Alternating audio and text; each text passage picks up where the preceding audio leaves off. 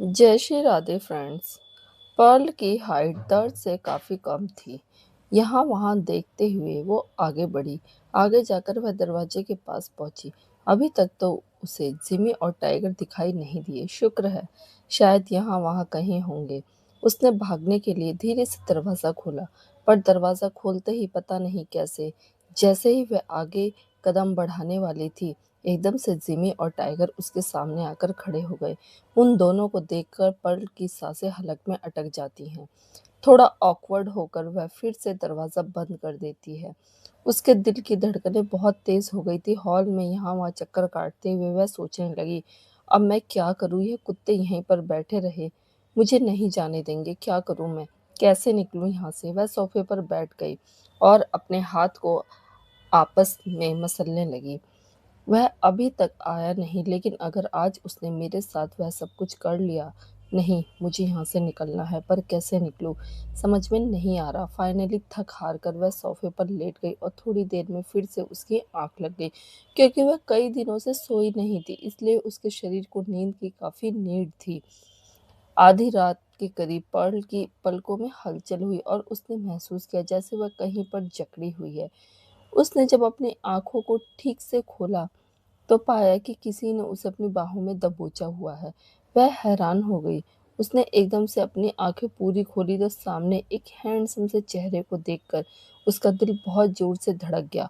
उसने देखा कि वह हैंडसम सा इंसान जो उसे खरीद कर लाया था, यानी कि दर्श, बिस्तर में उसके बगल में लेटा हुआ है। एकदम से उसके जग जाने से उसकी आंखें खुल जाती हैं और दोनों एक दूसरे को देखने लगते हैं।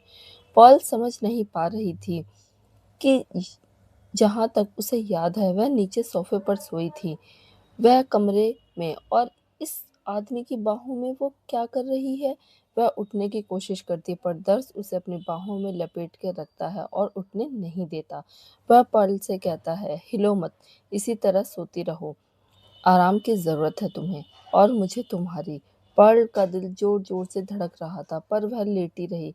हिम्मत करके उसने अपना मुंह खोला। आ, आ, आप यहाँ कैसे? वह इतना बोली ही थी कि दर्श ने उसके होठों पर अपनी उंगली रखी और कहा, श्श।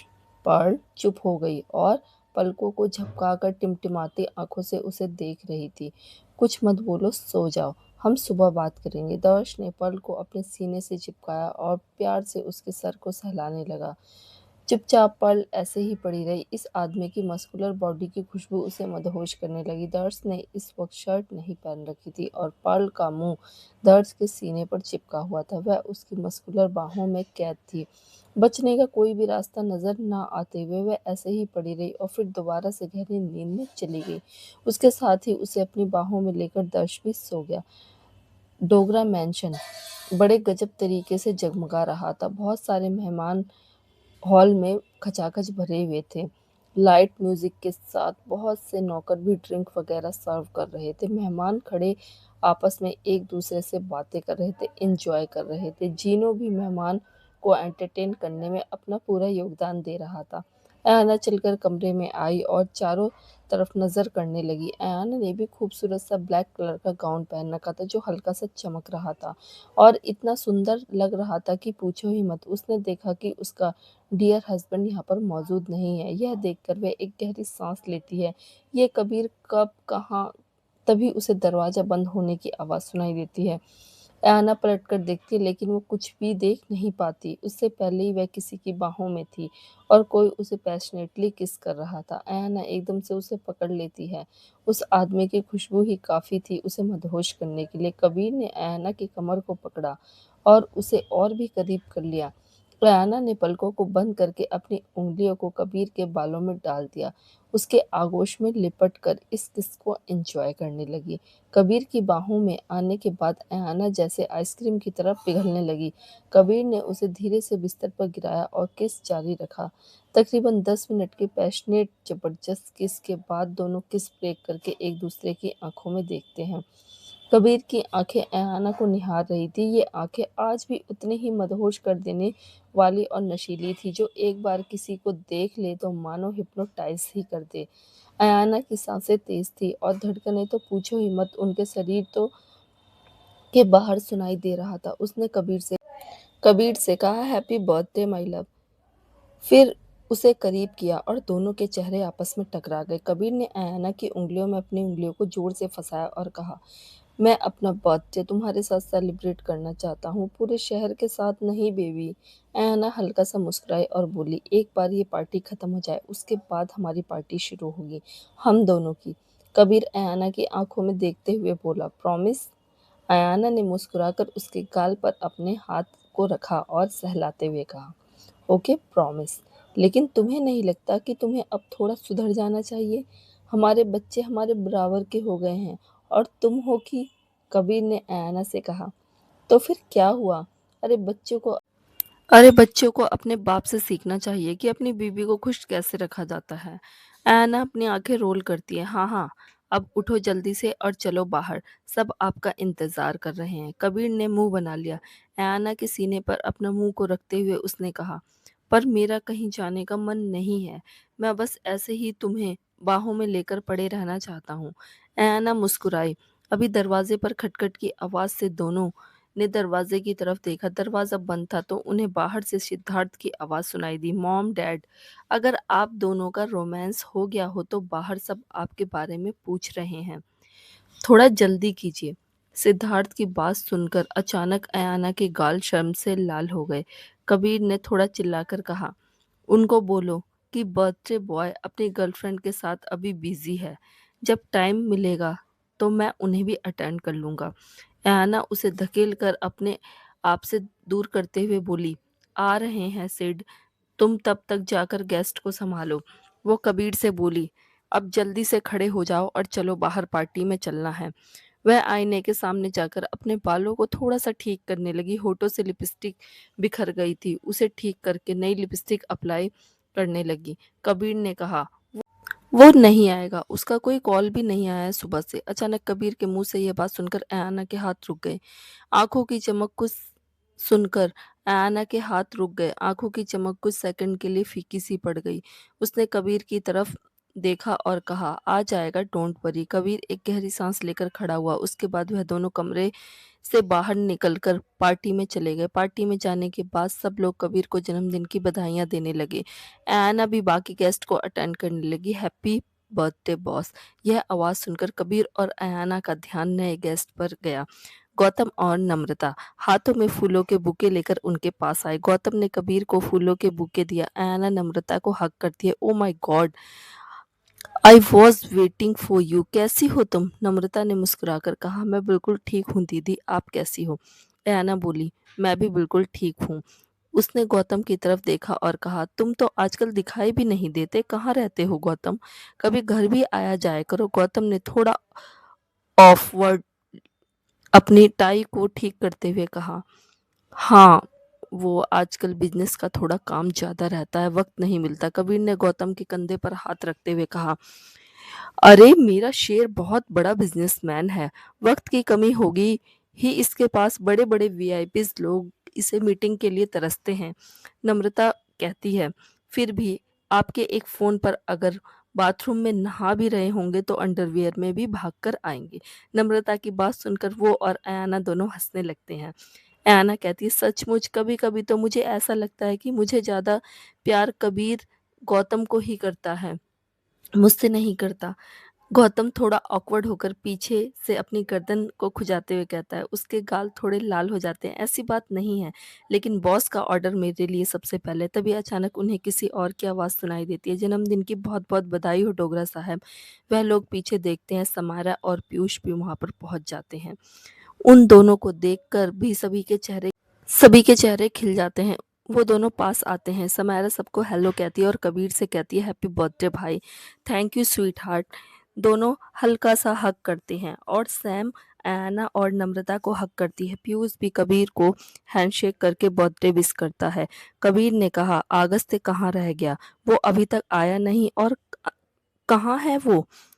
पीयूष ने कहा, अब मुझे नहीं पता कहाँ है, उसके कंसर्ट ही खत्म नहीं होते, लेकिन उससे स्पेशली तुम्हारे लिए खास गिफ्ट भिजवाया है, उसके अगले कंसर्ट की फ्री टिकट्स। इस बात पर कबीर मुस्कुरा देता है। पीयूष ने कहा, और अगस्त? उसने कहा कि वो थोड़ी सी देर में आएगा, अपना कुछ ज़रूरी काम ख़त्म कर रहा है। अयाना ने कहा। और शुभी? शुभी का नाम सुनकर सब लोगों के बीच में एक्साइटमेंट थोड़ी सी फीकी पड़ जाती है, एक अजीब सी ऑकवर्डनेस हो जाती है। समायरा ने कहा, हाँ, शुभी का कॉल आया था, वह बस पहुंचने वाली है, लेकिन वह थोड़ी देर के लिए ही आएगी, उसके बाद निकल जाएगी। कबीर एक गहरी सांस लेकर बोला, तो इसलिए अगस्त आने में लेट करेगा, ताकि वो दोनों एक दूसरे के आमने सामने ना आए। सब लोग कुछ सेकंड के लिए चुप हो गए। माहौल में एक अजीब सी उदासी और एक अजीब सा सन्नाटा फैल गया। घर के बाहर एक बड़ी सी गाड़ी आकर रुकती है। गाड़ी का दरवाजा खुलता है और गाड़ी में अगस्त बाहर निकलता है। वैसे तो वह आज भी पहले की तरह बहुत ज्यादा हैंडसम लग रहा था, लेकिन अब उसके चेहरे पर थोड़ी मैच्योरिटी भी दिखाई दे रही थी।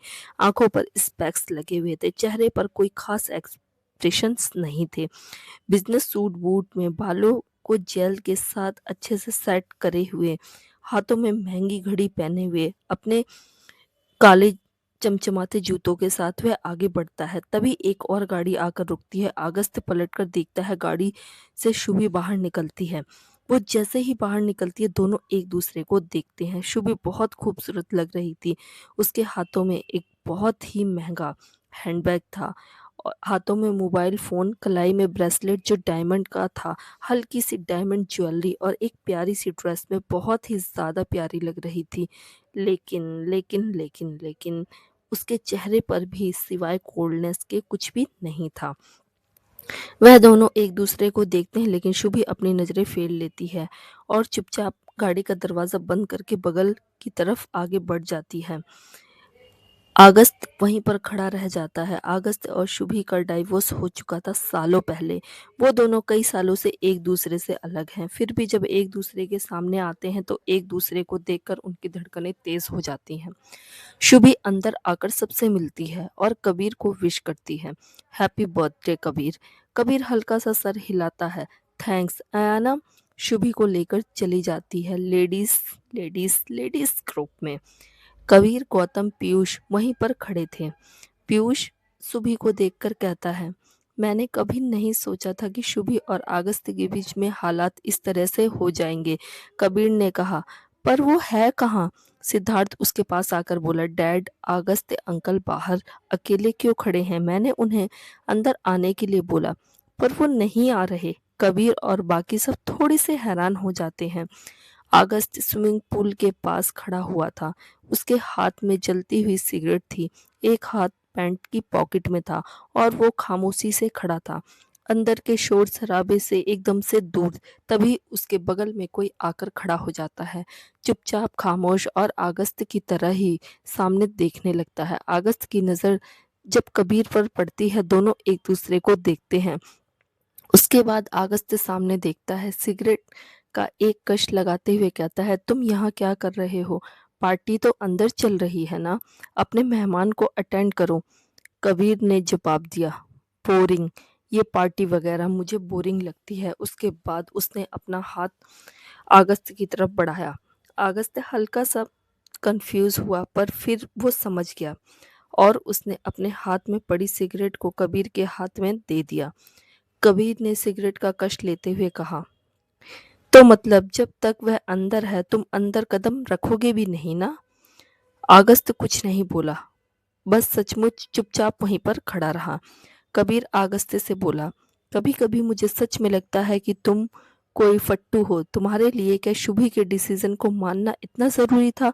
अगस्त ने कुछ सेकंड तक कुछ भी नहीं कहा। कबीर बोला, प्यार के मामले में पता है तुम हमेशा से ही अनलकी क्यों रहे हो? क्योंकि तुम्हें पता नहीं होता कि तुम्हें कब कहाँ क्या करना है। तुम हमेशा गलत जगह पर गलत डिसीजन ही लेते हो। तुम्हें जब उस लड़की को छोड़ देना चाहिए था तो तुमने नहीं छोड़ा, जब नहीं छोड़ना चाहिए तो छोड़ दिया।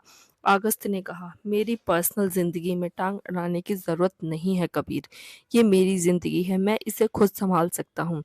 सिगरेट का कस लेते हुए कबीर हल्का सा हंस देता है और कहता है, हाँ, वो तो दिख ही रहा है कितना बढ़िया तरीके से तुम संभाल रहे हो। कबीर अगस्त की तरफ देखकर बोला, जो कुछ भी हुआ उसमें तुम्हारी कोई भी गलती नहीं थी। शुभी तो जज्बात ही होकर सब कुछ बोल गई। तुम तो थोड़ा अकल से काम लेते। अगस्त की आंखों में एक बेचैनी, एक नमी दिखाई देने लगी। उसने कहा, शुभी ने कोई गलत फैसला नहीं लिया और ना ही उसने कुछ भी गलत कहा था। सच तो ये है कि मैं शुभी को डिजर्व नहीं करता, शुरू से ही नहीं। आज भी उससे बहुत प्यार करता हूँ, लेकिन मैंने सिर्फ उसे दुख दिए हैं। हमारा अलग होना ही सही फैसला था। कबीर अपने आईब्रोज को हल्का सा ऊपर उठाकर बोला, और इस फैसले से तुम दोनों खुश हो? दिख तो नहीं रहे। अगस्त कुछ नहीं बोला, चुप रहता है। पीयूष शुभी के साथ एक जगह खड़ा था। शुभी चुपचाप पार्टी में आए लोगों की तरफ देख रही थी और शायद किसी और को भी उसकी नजरें तलाश रही थी। वो बाहर है, अंदर नहीं आएगा। पीयूष की बात सुनकर शुभी उसकी तरफ देखती है। शुभी की आंखों में बेचैनी को पीयूष अच्छे से समझ सकता था। शुभी ने कहा, क्या मतलब है आपका भाई? पीयूष ने जवाब दिया, तकरीबन तकरीबन 18 साल गुजर चुके हैं शुभी। तुम और कितना तड़पाने वाली हो, खुद को और उसको भी। जब भी वह तुम्हारे आसपास होता है, ना चाहते हुए भी तुम्हारी नजरें हमेशा उसे ही ढूंढती है। खुद को इतना टॉर्चर करना बंद करो। सब कुछ भूल कर तुम जिंदगी को एक और मौका क्यों नहीं देती? ये बोलकर पीयूष शुभी के कंधे पर हाथ रखता है। हाथ में पड़े कांच के गिलास पर अपनी पकड़ को मजबूत करते हुए शुभी के एक्सप्रेशन काफी बेचैन और डार्कनेस से भर जाते हैं। नहीं, जो कुछ उसने किया है उसके बाद वो कोई दूसरा मौका डिजर्व नहीं करता। सब पार्टी एंजॉय कर रहे थे। कबीर का फोन बजता है। कबीर अपने फोन की तरफ देखता है तो स्क्रीन पर आरुष नाम दिखाई देता है। यह देखकर कबीर एक गहरी सांस लेकर साइड में जाकर कॉल रिसीव करता है। वो कॉल रिसीव करके कहता है, तुम अब तक पहुंचे क्यों नहीं? दूसरी तरफ से आरुष की कोल्ड आवाज से सुनाई देती है, हैप्पी बर्थडे डैड। कबीर ने कहा, बड़ा जल्दी विश कर दिया तुमने।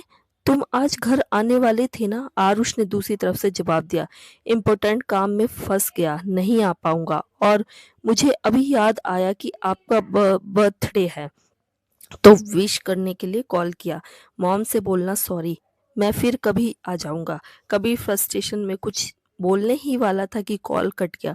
कबीर ने फोन की स्क्रीन पर डिसबिलीफ के साथ देखते हुए कहा, अपने बाप का कॉल कट कर दिया इसने? अपने बाप का? फिर एक गहरी सांस लेकर बोला, हाँ, आखिर औलाद भी तो मेरी ही है ना।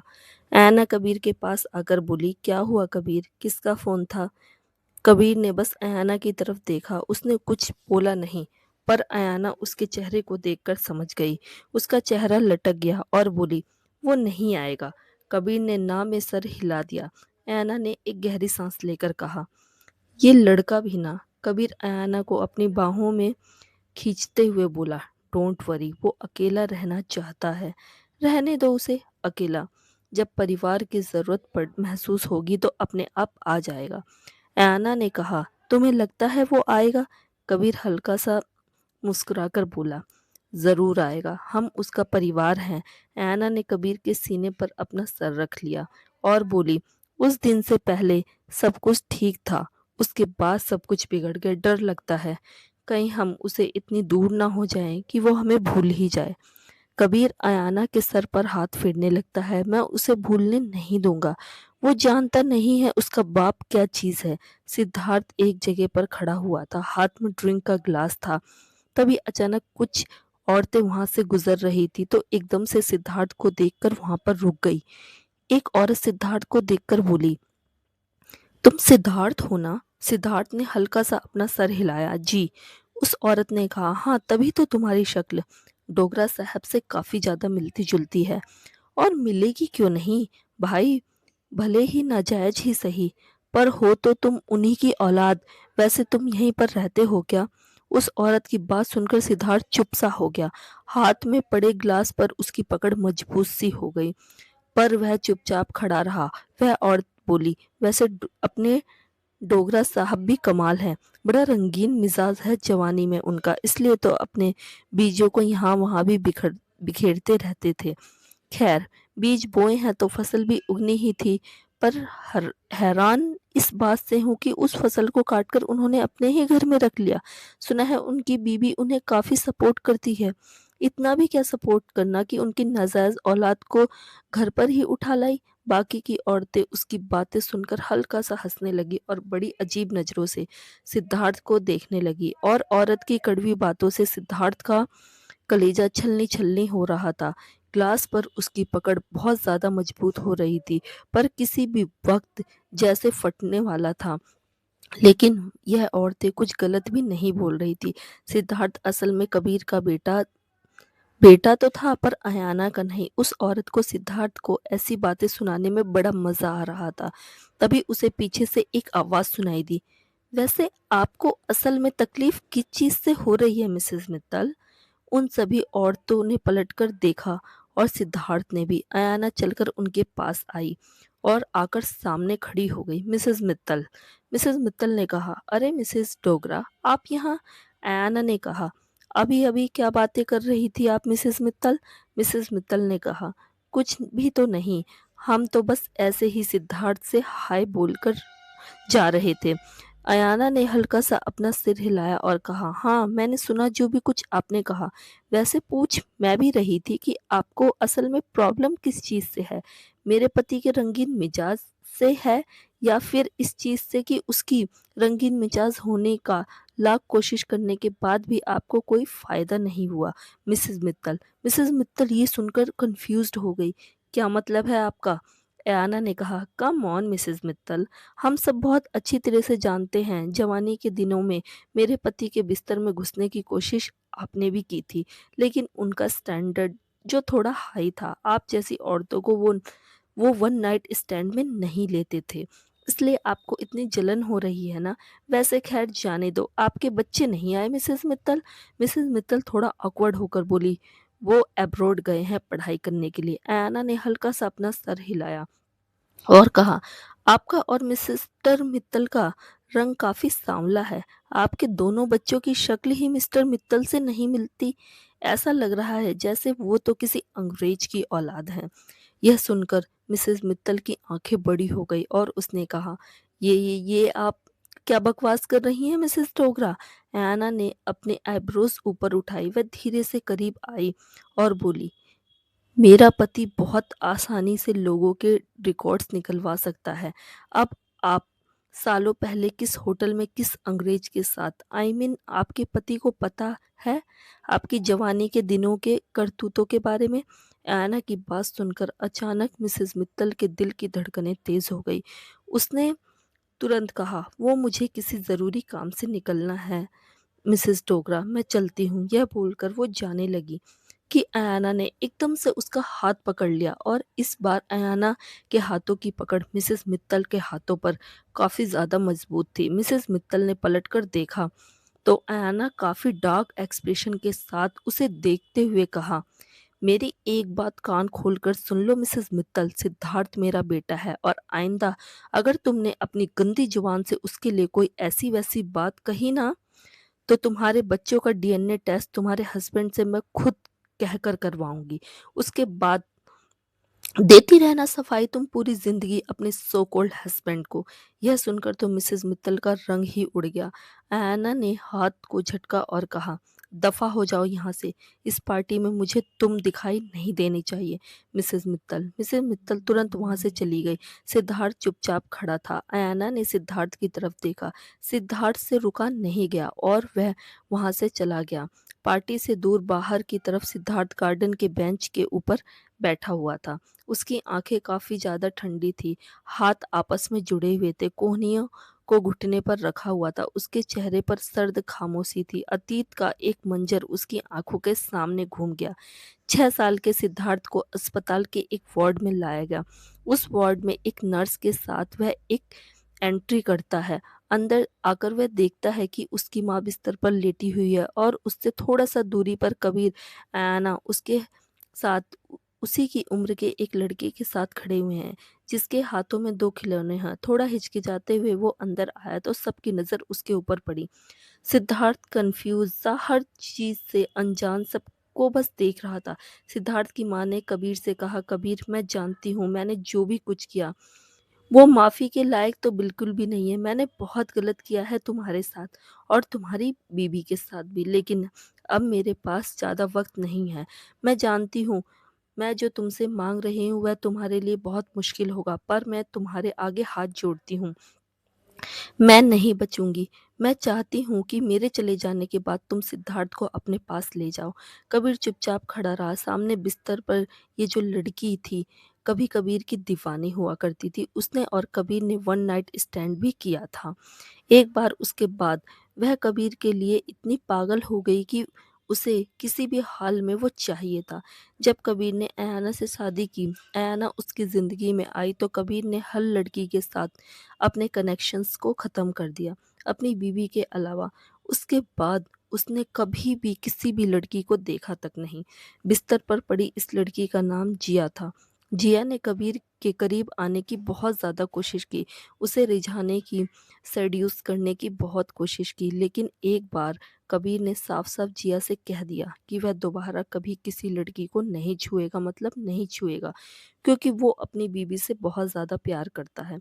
उस वक़्त जिया ने कुछ नहीं कहा, लेकिन कबीर के लिए वह इतनी तड़प थी उसके अंदर, इतनी तड़प थी कि वो वक़्त के साथ बढ़ती ही गई। उसे कबीर चाहिए था, भले ही बस एक रात के लिए ही सही। उसने कबीर को एक बिज़नेस पार्टी में धोखे से शराब में ड्रग्स मिलाकर पिलाई, फिर अपने घर ले आई और फिर उसके साथ वह सब कुछ किया। कबीर नशे की हालत में कुछ भी समझ नहीं पा रहा था। उसे दी गई जो ड्रग्स थी वो बहुत ज़्यादा स्ट्रॉन्ग थी कि कबीर उस नशे से बाहर निकलने में वाक़ई नाकाम रहा। अगले दिन जब उसे होश आया और उसे पता चला कि उसने क्या कर दिया, तो उसने जिया के मुँह पर ज़ोर से थप्पड़ मारा और उसे वार्निंग दी कि अगर आगे ज़िंदगी में उसकी आँखों के सामने आई तो जान से मार डालेगा। घर जाकर उसने सब कुछ अयाना को बताया। अयाना बहुत नाराज़ हुई, पर फाइनली उसने कबीर को माफ़ कर दिया, क्योंकि जो भी कुछ हुआ उसमें कबीर की गलती नहीं थी। आज अचानक उन्हें पता चला कि जिया को एक अजीब-सी बीमारी हो गई है। उसके पास बहुत कम वक़्त है, तो जिया ने अपनी आखिरी इच्छा जताते हुए कबीर और अयाना को अस्पताल में मिलने के लिए बुलाया। कबीर ने साफ मना कर दिया, लेकिन अयाना उसे ले आई, क्योंकि वह किसी को मरते हुए आखिरी इच्छा को ऐसे इग्नोर नहीं कर सकती थी, क्योंकि वह दिल की बहुत ज़्यादा अच्छी थी। यहाँ आकर कबीर को ऐसी सच्चाई पता चला जिसकी उसने कभी भी उम्मीद नहीं की थी। जिया उसके बच्चे को जन्म दे चुकी थी। सिद्धार्थ, जो अयाना के बगल में खड़े हुए उनके बेटे आरुष के जितने ही उम्र का था, आरुष और सिद्धार्थ एक दूसरे को देख रहे थे। अयाना जिया के पास आकर बोली, तुमने जो मेरे पति के साथ किया है उसके लिए भले ही मैं तुम्हें कभी माफ ना करूं, पर उसकी सजा मेरे पति के बेटे को नहीं मिलेगी, बिल्कुल भी नहीं मिलेगी। तुम फिक्र मत करो, मैं सिद्धार्थ को जरूर अपनाऊंगी। कबीर हल्का सा हैरान हुआ। उसने अयाना से इस स्टेटमेंट की बिल्कुल भी उम्मीद नहीं की थी। अगर औरत चाहे जैसी भी हो जाए, इस मामले में आकर वह हार ही जाती है, पर अयाना ने बड़ा हौसला दिखाया।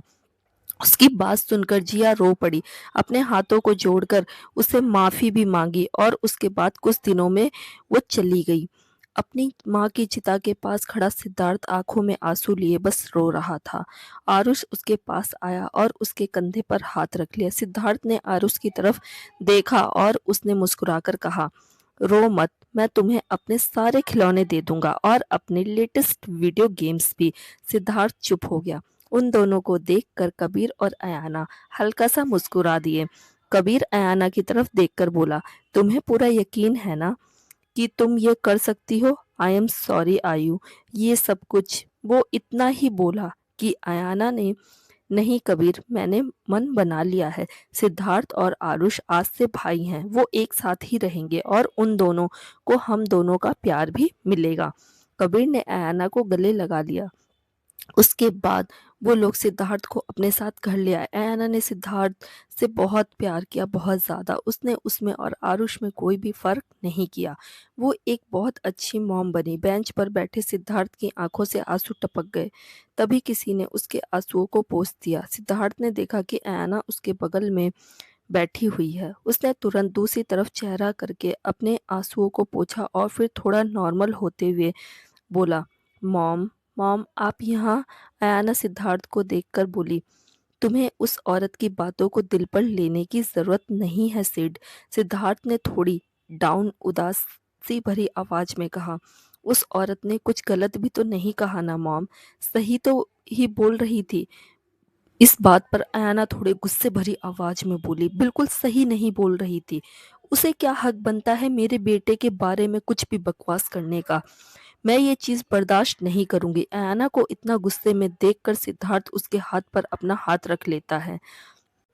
अयाना सिद्धार्थ को देखती है, उसने नजरें झुकाई हुई थी। कुछ सेकंड तक दोनों के बीच में खामोशी रहती है। सिद्धार्थ अयाना से बोला, मॉम, क्या आपको कभी मुझसे नफरत नहीं हुई?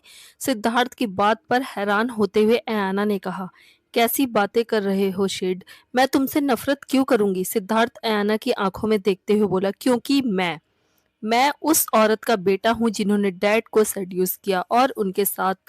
इसके आगे वो कुछ बोल ही नहीं पाया। ऐना उसकी आंखों का दर्द साफ देख सकती थी। सिद्धार्थ ने कहा, क्या आपको कभी मुझे देखकर तकलीफ नहीं होती? डैड पर गुस्सा नहीं आता? मुझसे नफरत नहीं होती? ऐना एक गहरी सांस लेकर बोली, सच कहूं, हाँ, मुझे कबीर पर बहुत गुस्सा आता है। जब भी तुम्हें देखती हूँ उसका मुंह तोड़ देने का मन करता है। सिद्धार्थ ऐना की तरफ देखता है। ऐना सिद्धार्थ के चेहरे को अपने हाथों में लेकर बोली, मुझे गुस्सा आता है कि वो मेरे साथ ऐसा कैसे कर सकता है? तुम जैसे बेटे को उसे मुझे देना चाहिए था, वो किसी और को कैसे दे सकता है? बहुत अफसोस होता है कि मैंने तुम्हें पैदा नहीं किया। कबीर मेरा पति है, उसके बच्चे पैदा करने का हक सिर्फ मुझे है। जिया कौन होती है तुमसे मेरा इतना प्यारा बच्चा चुराने वाली? मैं उसे कभी माफ नहीं करूंगी। तुम मेरे बेटे हो सिड, तुम्हें मेरी कोख से पैदा होना चाहिए था, पर शायद भगवान की यही मर्जी थी कि तुम मेरी कोख से पैदा नहीं हुए। तो क्या हुआ? मॉम, तुम्हारी मैं ही रहूंगी हमेशा। तुम मेरे बेटे रहोगे। अयाना की बात सुनकर सिद्धार्थ की आंखें नम हो गई। वह आगे बढ़ा और अयाना को पकड़कर कस के हक कर लिया। I love you mom, I love you so much. आपका बेटा मैं ही हूँ और हमेशा मैं ही रहूंगा। अयाना की आंखें भी नम हो गई। उसने भी सिद्धार्थ को कस के गले लगा लिया और दोनों माँ बेटे आंखों से आंसू बहाने लगे। थोड़ी सी दूर खड़ा हुआ कबीर ये सब कुछ अपनी आंखों से देख रहा था। उसकी आंखें आज पहली बार नम हुई थी। सिद्धार्थ जब से उनकी जिंदगी में आया है, अयाना ने उसे दिल खोलकर प्यार दिया। कबीर को इस बात की खुशी और अयाना पर बहुत प्राउड था। अयाना ने उसके बेटे को अपनाया, अपना बेटा माना, अपने बेटे से बढ़कर माना। वह वाकई में बेस्ट है। कभी कभी तो कबीर सोचता है कि वह इतनी अच्छी वाइफ डिजर्व करता भी है या नहीं। उसे पता चला कि कैसे मिसेस मित्तल ने सिद्धार्थ को जलील करने की कोशिश की। उसने ये भी देखा कि कैसे अयाना ने उसका मुंह तोड़ जवाब दिया। सचमुच वो कभी सोच भी नहीं सकता था कि अयाना इस कदर सिद्धार्थ पर अपना प्यार लुटाएगी। यह जानते हुए भी वह कबीर की नाजायज औलाद है। कबीर ने और अयाना ने कभी भी सिद्धार्थ को परिवार से अलग महसूस नहीं करवाया। उसमें और आरुष की परवरिश में कोई भी फर्क नहीं किया। कबीर ने अपने फोन को उठाया और एक गहरी सांस लेकर आरुष के नंबर पर कॉल करा। वो कहाँ चला गया? दूसरी तरफ एक फ्लैट में एक लड़की की तेज सिसकियों की आवाज गूंज रही थी। सब कुछ सामान यहाँ वहाँ बिखरा हुआ था, जैसे वहां पर जबरदस्त बवाल मचा हो। एक कमरे से लड़की की लगातार तेज आवाज आ रही थी और उस लड़के के साथ प्लेजर भरी आवाज आ रही थी। तभी टेबल पर रखा हुआ फोन जोर से बजने लगा। उस लड़की को देखकर लग रहा था कि वह बस अपने चरम सुख को हासिल करने ही वाली है।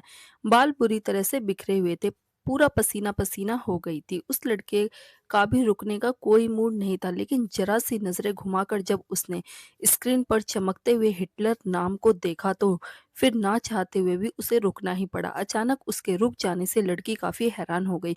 उसने लड़के से कहा, बेबी क्या हुआ? लड़के ने कहा, कॉल उठाना जरूरी है। उसने बिस्तर से नीचे उतरकर पास में पड़े टॉवल को कमर से लपेटा और फिर मोबाइल फोन के पास आ गया।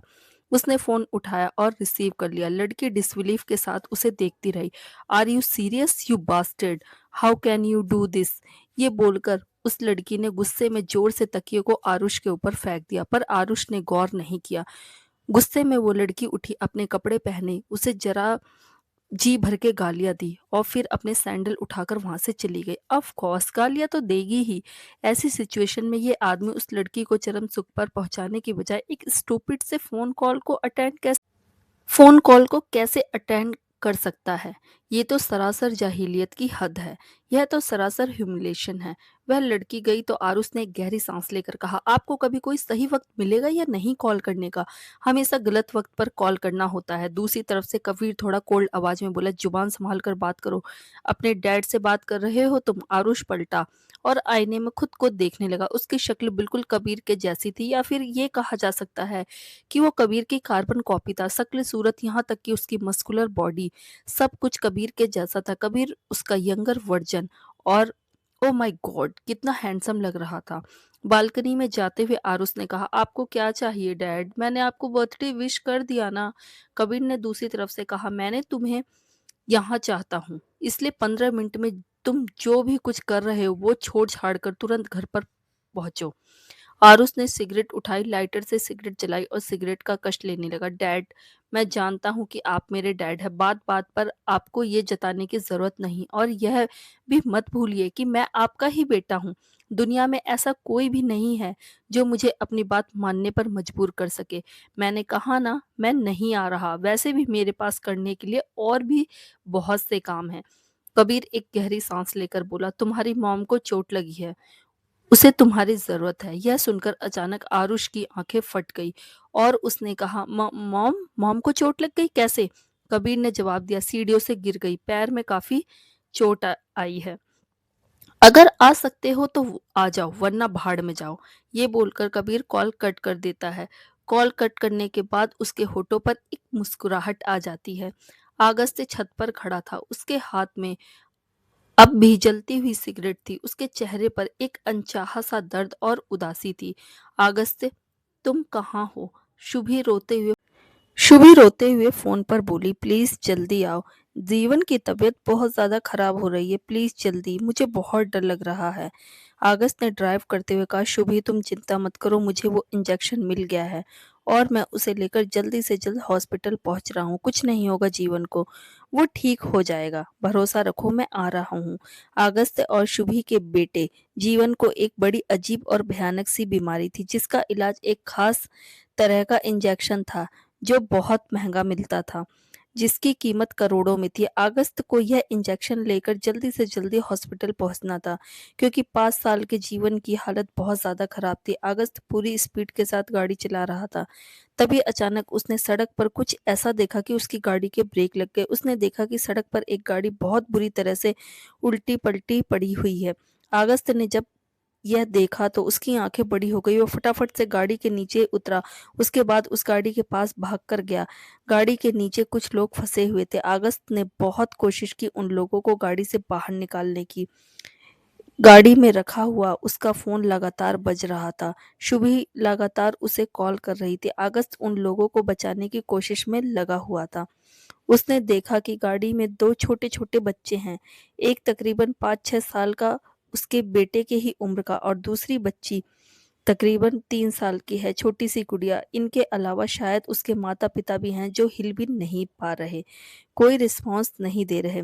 जैसे तैसे करके अगस्त ने उन्हें गाड़ी से बाहर निकाला। दंपत्ति का वहां पर उस वक्त देहांत हो गया था। आदमी और औरत दोनों मर चुके थे। अगर जिंदा थे तो बच्चे, 6 साल का वो लड़का और उसके साथ 3 साल की वो लड़की, जो लगभग बेहोशी की हालत में थे। ज्यादा चोट नहीं लगी थी, लेकिन वो होश में नहीं थे। अगस्त ने तुरंत उन्हें उठाया, गाड़ी में रखा, और वो पुलिस को फोन करने के लिए अपना फोन उठाता है। देखकर हैरान रह जाता है कि सुबह के 50 से ज्यादा मिस्ड कॉल आ चुके हैं। अजीब सी घबराहट के मारे अगस्त के दिल की धड़कनें काफी तेज हो जाती हैं। अगस्त फटाफट उन बच्चों को रास्ते के पुलिस स्टेशन में छोड़कर अस्पताल के लिए रवाना हो जाता है। वह इंजेक्शन लेकर हॉस्पिटल पहुंचता है। वहां शुभी जीवन को अपनी बाहों में लेकर फूट फूट कर रो रही थी। अगस्त की सांसें फूल गई थी। जैसे ही उसने अपने बच्चे की लाश को सुबह की गोद में पाया तो उसके हाथों से उस इंजेक्शन का डिब्बा जमीन पर गिर गया। उसके कदम लड़खड़ाए, पर गिरे उससे पहले ही पीयूष ने उसे पकड़ लिया। बाकी सब भी वहीं पर मौजूद थे। अगस्त को आने में देर हो गई, जीवन नहीं बच पाया। शुभी ने अगस्त के सीने पर बहुत मुक्के मारे और कहा, क्यों क्यों क्यों अगस्त, क्यों? क्यों तुम वक्त पर नहीं आए? अगर 5 मिनट पहले आ जाते तो हमारा जीवन आज हमारे साथ होता। क्यों नहीं आ पाए तुम? कहाँ रह गए थे? क्यों? तुमने कहा था तुम उसे कुछ नहीं होने दोगे। मुझे कुछ नहीं पता, मुझे मेरा बेटा वापस चाहिए। मुझे जीवन वापस चाहिए, मुझे मेरा बेटा वापस ला कर दो, मुझे मेरा जीवन वापस ला कर दो। रो रो कर शुभी की हालत बहुत ज़्यादा खराब हो गई थी और वो बेहोश हो गई। अगस्त भी उस दिन जीवन को खोकर पूरी तरीके से टूट गया था, लेकिन कबीर और बाकी सब ने जैसे तैसे करके उन दोनों को संभाल लिया। काफ़ी वक्त लगा सुभी को इस चीज़ से बाहर निकलने के लिए, लेकिन जब उसने कुछ सालों बाद दो जुड़वा बच्चियों को जन्म दिया तो उनके जीवन का खालीपन जैसे काफ़ी हद तक भर गया था। एक बार फिर से चारों तरफ सिर्फ खुशियां ही खुशियां थी। रिद्धिमा, रुद्राक्षी, अगस्त मुस्कुरा देता है। दोनों लिटिल प्रिंसेस पालने में लेटी हुई थी। अपने डैड के मुंह से जब अपना नाम सुनती हैं तो खिलखिलाकर हंसने लगती हैं। अपने छोटे छोटे हाथ पैरों में हवा में लहराने लगती है। अगस्त दोनों को गोद में उठा लेता है। अपनी दोनों खूबसूरत बेटियों को देखकर उसका दिल बड़ा जोर से धड़कता है। शुभी कमरे के अंदर आती है और अगस्त को दोनों लड़कियों के साथ खेलता हुआ देखकर उसके होठों पर मुस्कुराहट तैर जाती है। वो बहुत ही प्यार से अपने बच्चों के साथ खेल रहा था। वो उनके पास आती है और अपनी बच्चियों को माथे पर किस करती है। अगस्त मुस्कुराकर शुभी के करीब आता है, फिर उसके माथे पर भी किस कर देता है। जीवन की कमी को उनकी जिंदगी में कोई पूरा तो नहीं कर सकता, लेकिन इन दोनों प्रिंसेस ने एक बार फिर से उन्हें माता पिता बनने का सुख दिया था। दोनों खुश थे। जल्दी ही वो उनके बर्थडे की तैयारी शुरू की जाती है। घर में एक बहुत बड़ा आलीशान फंक्शन था। शुभी दोनों बच्चियों को लेने के लिए कमरे के अंदर जैसे ही जाती है, उसके हाथ में पड़े हुए गिफ्ट्स एकदम से जमीन पर गिर जाते हैं और आंखें बड़ी हो जाती हैं। वो जोर से चिल्लाती है, अगस्त! वो देखती है कि काले कपड़े में किसी ने उसके दोनों बच्चों को अपनी गोद में लिया है और शुभी को देखकर वो खिड़की से भागने की कोशिश करता है। नहीं, नहीं मेरी बेटियों को, कौन हो तुम? कौन हो? शुभी भागकर उसे पकड़ती है। हाथापाई के दौरान उसके चेहरे का कपड़ा नीचे उतर जाता है तो शुभी की धड़कनें तो जैसे रुक ही जाती हैं। अनामिका? अनामिका शुभी को जोर से धक्का देती है और खिड़की से कूदकर भाग जाती है। थोड़ी ही देर में पहाड़ के एक किनारे पर अनामिका दोनों बच्चियों को बाहों में लेकर खड़ी हुई थी। उसकी आंखों में गुस्सा, नफरत, शैतानी की चमक थी। अगस्त और शुभी के चेहरे पर हॉरिफाइड एक्सप्रेशन थे। अगस्त के हाथ में गन थी। शुभी ने हाथ जोड़ते हुए कहा, प्लीज अनामिका, प्लीज मेरी बेटियां मुझे लौटा दो, प्लीज, मैं हाथ जोड़ती हूँ। अगस्त ने गन को अनामिका की तरफ ताने हुए कहा, अगर मेरी बेटियों को कुछ हुआ अनामिका, मैं तुम्हें जिंदा नहीं छोड़ूंगा। अनामिका ने एक शैतानी सी हंसी हंसते हुए कहा, मैं बता नहीं सकती कि तुम दोनों को ऐसे तड़पता हुआ देखकर मुझे कितना अच्छा लग रहा है। अगस्त, तुमने मेरे साथ बिल्कुल भी अच्छा नहीं किया, तो मैं तुम्हारे साथ कैसा अच्छा कर सकती हूँ? मुझे मारना चाहते हो ना? ठीक है, ओके, मार डालो मुझे। पता है तुम ऐसे ही कहोगे। मुझे पता है कि तुम मुझे जान से मारने के लिए बेसब्र हो जाओगे, इसलिए मैंने पहले ही फैसला कर लिया। वैसे भी मेरी जिंदगी अब किसी काम की नहीं। मैंने तुमसे प्यार किया था, तुम्हें अपना बनाने के सपने देखे थे, लेकिन इस लड़की ने मेरे रास्ते के बीच में आकर मेरे सारे सपने को चूर चूर कर दिया। तुम मेरे थे, तुम्हें मेरा ही होना चाहिए था, पर शुभी ने ऐसा नहीं होने दिया। तो अब मैं तुम दोनों को खुश कैसे रहने दे सकती हूँ? मुझे नफरत है इस लड़की से। अगस्त, इस लड़की ने तुम्हें मुझसे दूर कर दिया, मैं इसे कभी माफ नहीं करूंगी। शुभी अपने घुटनों पर गिर जाती है और हाथों को जोड़कर फूट फूट कर रोने लगती है। अनामिका, तुम्हें जो करना है मेरे साथ करो। अगर तुम्हें मुझसे नफरत है तो तुम मुझसे अपना बदला ले लो। मेरे साथ जो करना है, करना चाहती हो वो करो, पर मेरी बेटियों को छोड़ दो। उन्होंने तुम्हारा कुछ नहीं बिगाड़ा है, मेरी बच्चियों को छोड़ दो। अगस्त ने अनामिका से अगस्त ने अनामिका से कहा, मैं तुम्हारा कभी था ही नहीं अनामिका, ये तुम्हारी बड़ी गलतफहमी है। मेरी बेटियां मुझे वापस कर दो। शायद तुम पर तरस खाकर मैं तुम्हें जिंदा छोड़ दूं। अगर उन पर खरोच भी आई तो मुझसे बुरा कोई नहीं होगा। अनामिका के एक्सप्रेशन डार्क हो गए। उसने कहा, आज मैं तो मरूंगी ही अगस्त, पर मेरे साथ तुम्हारी दोनों बेटियों को लेकर मरूंगी। हम तीनों साथ में ये दुनिया छोड़कर जाएंगे और तुम बस देखते ही रह जाओगे। शुभी ने कहा, नहीं नहीं नहीं नहीं नहीं, प्लीज अनामिका, प्लीज प्लीज नहीं। वह रो रही थी अपनी बेटियों के लिए, टूट चुकी थी। उसकी दोनों बेटियां अनामिका की गोद में चिल्ला चिल्ला कर रो रही थी। नन्ही सी बच्चियां, उन्हें तो होश भी नहीं था कि उनके साथ क्या हो रहा है। अगस्त ने आंखें बंद करके एक गहरी सांस ली और फिर अनामिका से कहा, मेरी बेटियों को जिंदा छोड़ने का तुम क्या लोगी?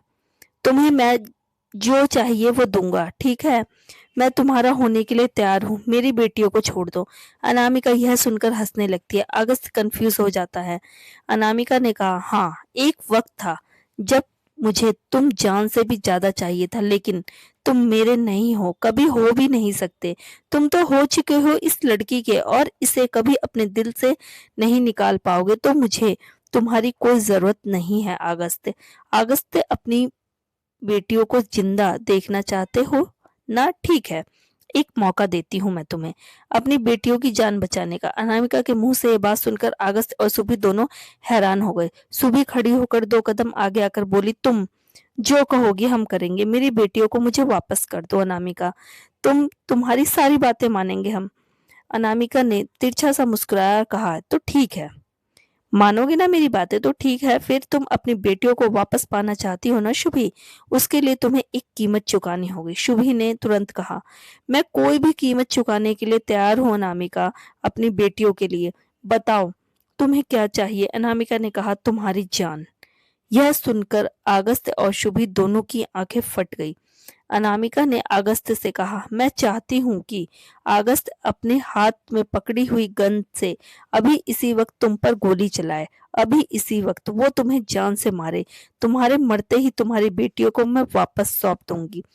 फिर मेरा जो होगा वो देखा जाएगा। मैं सिर्फ तुम्हें खत्म होते हुए देखना चाहती हूँ और ये मेरी जिंदगी का इकलौता मकसद है।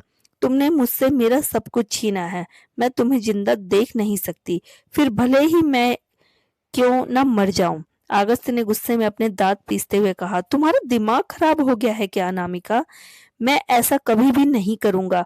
वो गुस्से में बहुत जोर से चिल्लाया। शुभी ने काफी ठंडी आवाज में कहा, वो ऐसा जरूर करेगा। शुभी की बात सुनकर अनामिका की आंखें फट गई, पर अनामिका के होठों पर एक डेविल मुस्कुराहट फैल गई। सुबह ने पलटकर अगस्त्य की तरफ देखा, जो शौक होकर उसे देख रहा था। वो चिल्लाकर अगस्त्य के पास आई, आंखों में आंसू लिए। उसने अगस्त्य के चेहरे को अपने हाथों में पकड़ा और कहा, I love you August, I love you so much. पर मुझे हमारे बच्चे से उतना ही प्यार है। अगर मेरे मरने से हमारी बेटियां बच सकती हैं तो प्लीज मुझे मार डालो।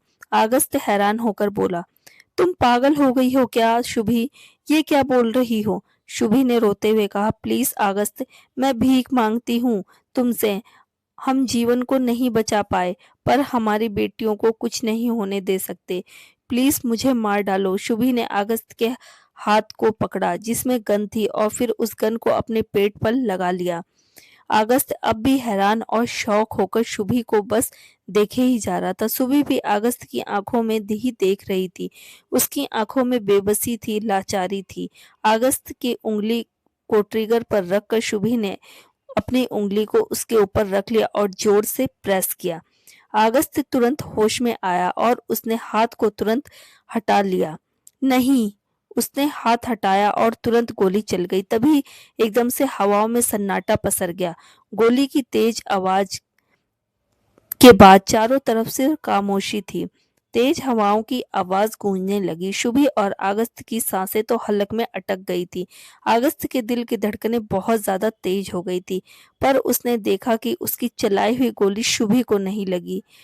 फिर उसे थोड़ी राहत की सांस आई और फिर उसने कुछ ऐसा देखा जिससे उसके चेहरे पर हॉरिफाइड एक्सप्रेशन आ गए। सुबह ने पलटकर देखा तो उसकी सांसें जहां थी वहीं पर रुक गई, क्योंकि गोली अनामिका को लगी थी पेट पर। उसकी आंखें भी फटी हुई थी और उसके चेहरे के एक्सप्रेशन भी काफी हॉरिफाइड थे। वो पहाड़ के बिल्कुल किनारे पर खड़ी थी।